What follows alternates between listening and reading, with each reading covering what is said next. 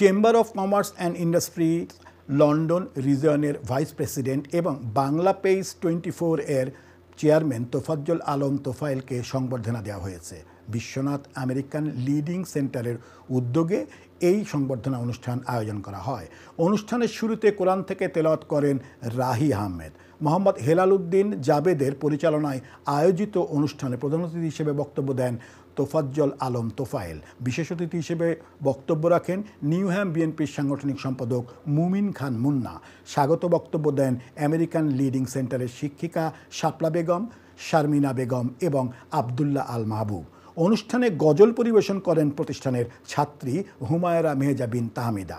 অনুষ্ঠানের বিশেষ পর্বে অতিথিকে ফুল ও ক্রেস্ট দিয়ে সম্মাননা জানানো হয়। এ সময় তোফাজ্জল আলম তোফায়েল আমেরিকান লিডিং সেন্টারের মানবিক কার্যক্রমের প্রশংসা করেন।